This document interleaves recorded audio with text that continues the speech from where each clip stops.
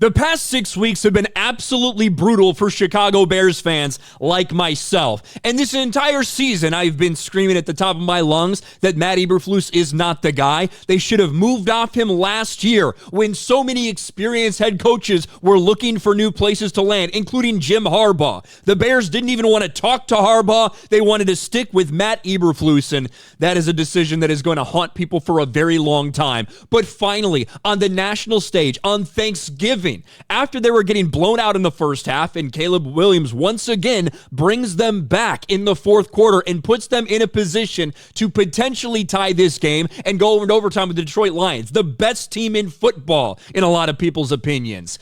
The entire nation was subjected to what Bears fans have been bitching about for months and months and months, and that is that Matt Eberflus should not be the head coach. His clock management, his game management, the preparedness of the players, it has not been there. He needs to go. He needed to go. Yet still, even after this, and still with every single pundit screaming that this is coaching malpractice, with all these former NFL players screaming that this guy should be fired, this morning, if you tuned in, Matt Eberflus was still somehow the head coach of the Chicago Bears. They rolled him out there for the 9 a.m. Central Zoom call with the media, and people were in shock. They couldn't believe it. The Bears have to fire this motherfucker.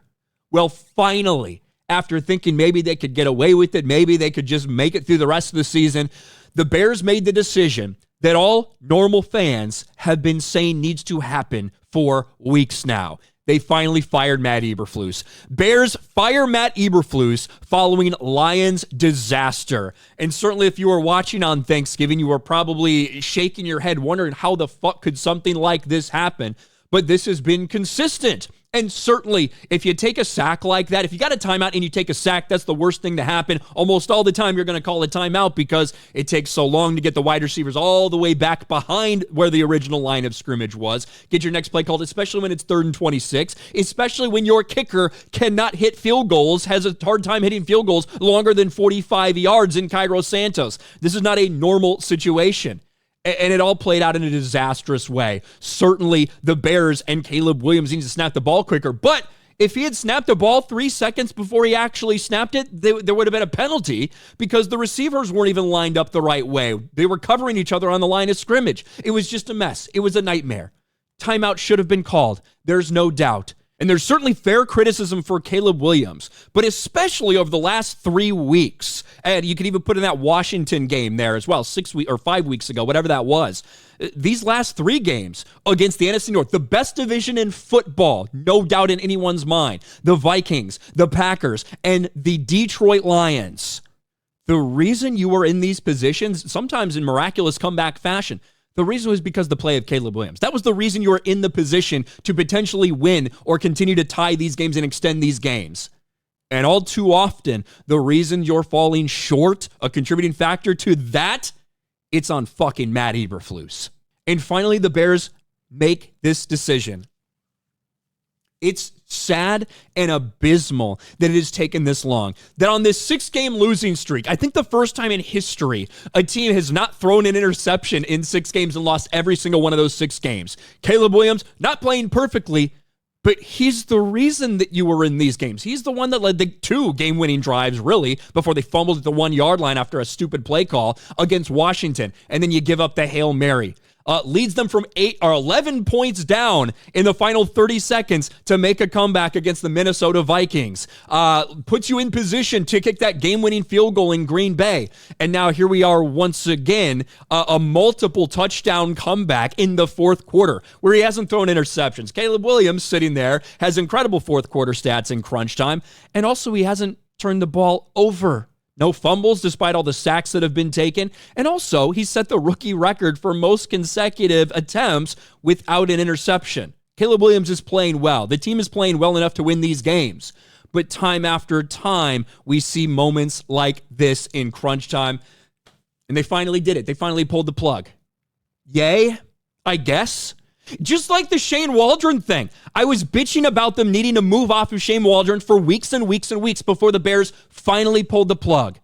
And now after everyone's screaming at them for weeks and weeks and weeks that Matt Eberflus is not the guy. He can't be the guy. It's obvious. He's shown everyone. You need to get rid of him. No one in the locker room believes in him. And despite the fact they're still fighting for everybody else on that team, everyone knows that Matt Eberflus has been costing them wins. And the Bears finally make this decision. It's fucking pathetic that it took this long. They let this guy come out there on Friday morning and address the media as the head coach. And then after getting blasted for 2 hours, they finally say, hey, we're getting rid of him. Here's the statement. Chicago Bears announced Matt Eberflus has been relieved of his duties as head coach. Thomas Brown has been elevated to interim head coach. This morning, after meeting with George and Kevin, we informed Matt of our decision to move in a different direction within the leadership of our football team and the head coaching position. I thank Matt for his hard work, professionalism, and dedication to our organization. We extend our gratitude for his commitment to Chicago Bears and wish him and his family the best moving forward. I'm sure Matt Eberflus is a great dude. I'm sure he's got a great family.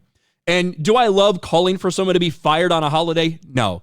But it was clear and plain and obvious that Matt Eberflus has been hurting this team. He freezes in these big game situations. He freezes.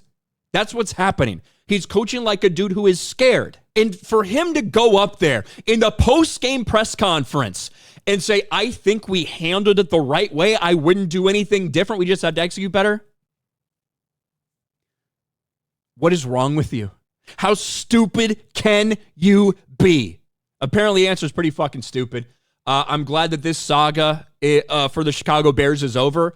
I wanted them to move off of him last year. It was very obvious he wasn't the guy. Yeah, of course, they weren't trying to, light the world on fire last year, but you look at this guy. This is a man.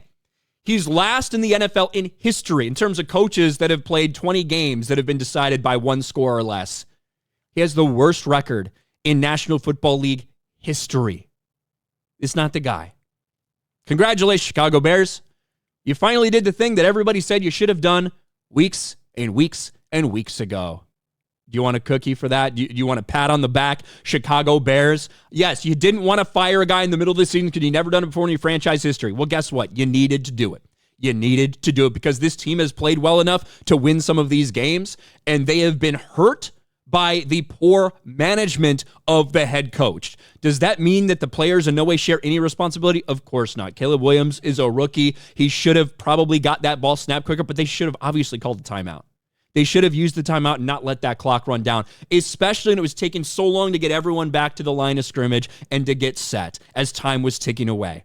You should have taken the timeout before the Hail Mary. Should Tyreek Stevenson been paying more attention? Did he fuck up on the play? Yes, but you should have called a timeout to get them ready against the Washington Commanders. This is life as a Bears fan. Happy fucking Thanksgiving. Matt Eberflus is finally gone.